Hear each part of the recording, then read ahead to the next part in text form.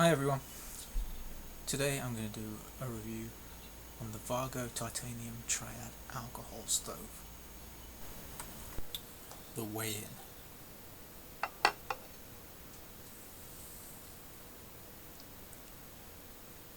0.9 ounces,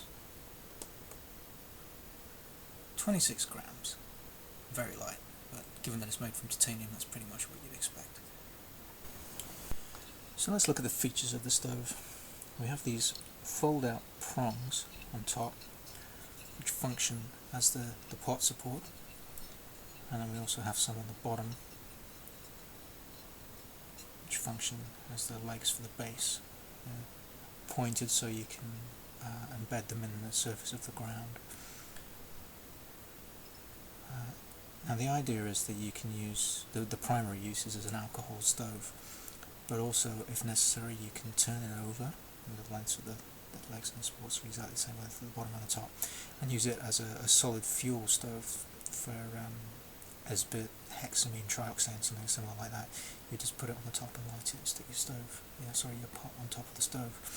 Well, there doesn't seem to be that much clearance between the base and where your pot would be given the length of the prongs, so how practical it would be as a solid fuel stove, I really don't know, and why you'd spend $30 on a titanium stove only to stick a lump of trioxane underneath it. Beyond me. But the main purpose is an alcohol stove.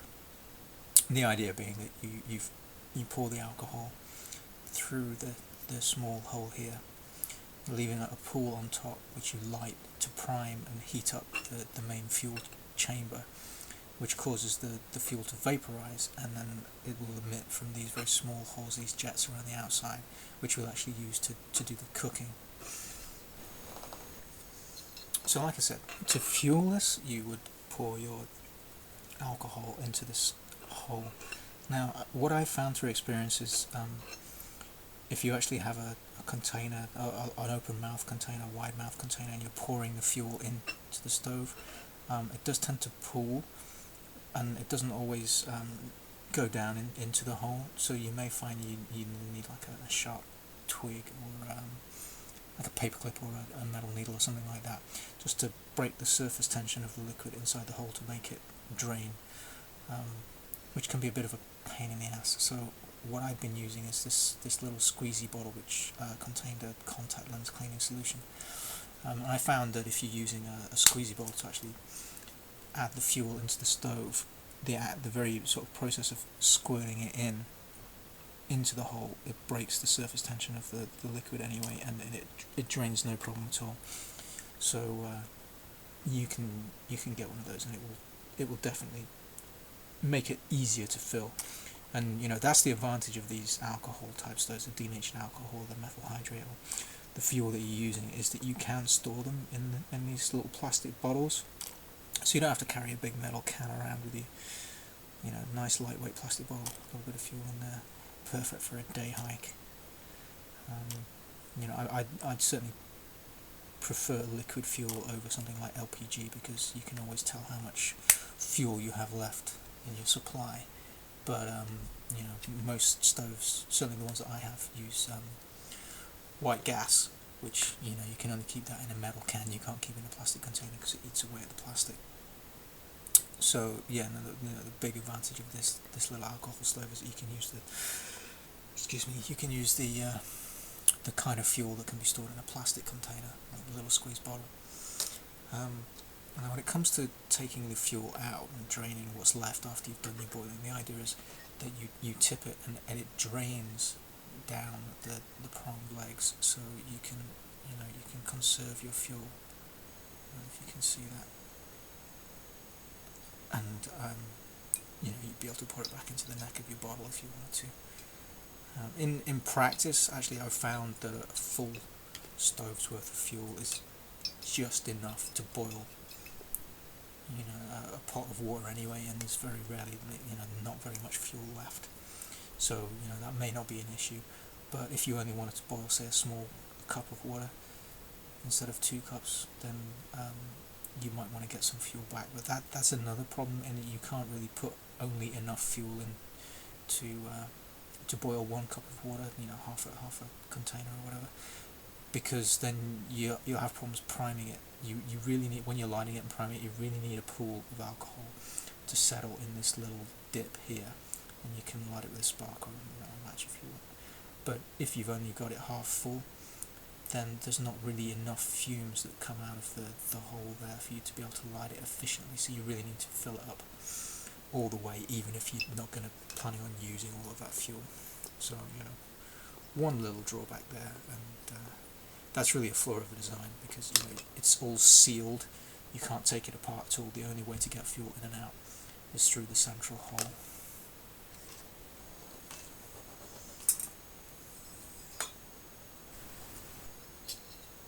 Okay.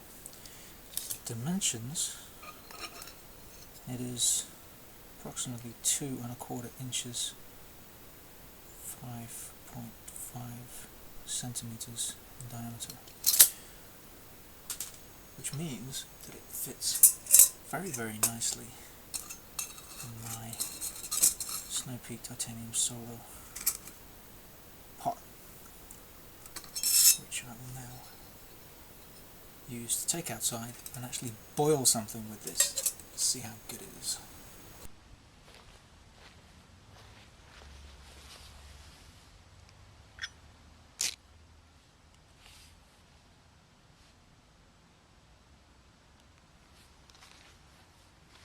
Nice and easy to light, one spark.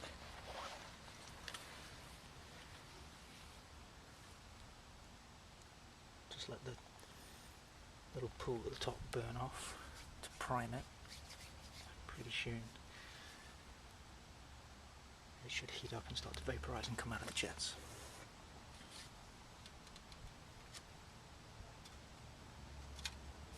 Add my little homemade windshield, made from one of those disposable cookie sheets that you can get from a dollar store.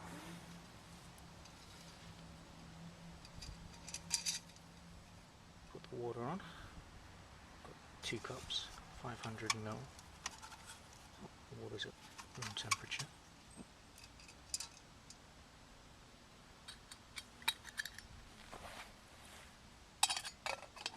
The lid.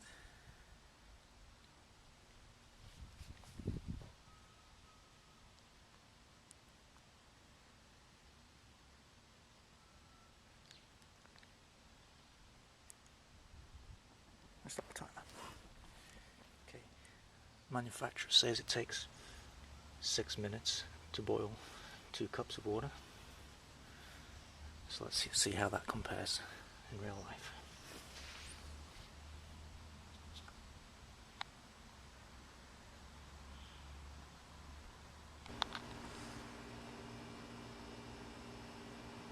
Okay, so just come up in 5 minutes. Let's see how we're doing.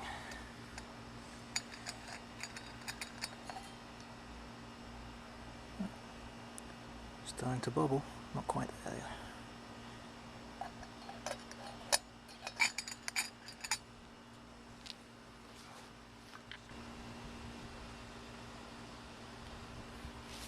Six minutes. According to the manufacturer, we should be boiling now. Not quite.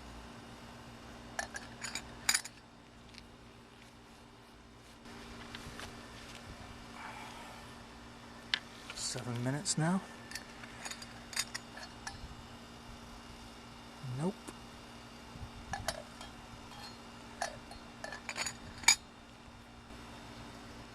Okay, just over 8 minutes now. I'm starting to see some steam coming off it.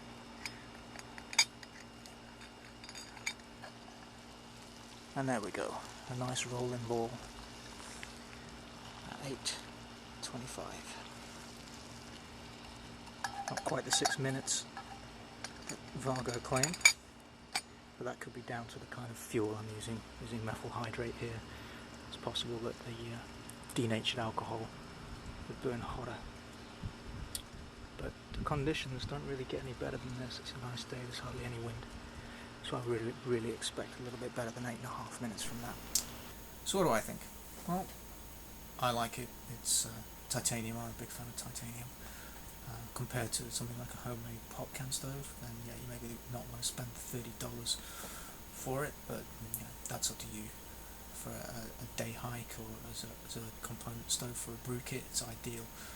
For something longer, you may prefer something with a simmer control, something with a quicker boil time as well. But if you're one of the ultralight guys doing like a through hike in the AT trail, something like that, then it might be ideal. The flexibility of the fuel storage is a big bonus, and it's very, very light. So yeah, I mean, everything has its uses. I personally would, if I was going away for any longer, I would want to take a proper stove. But for a day hike or a brew kit component, in fact, I'm probably going to keep it in my brew kit now. It's ideal. Thanks for watching, guys.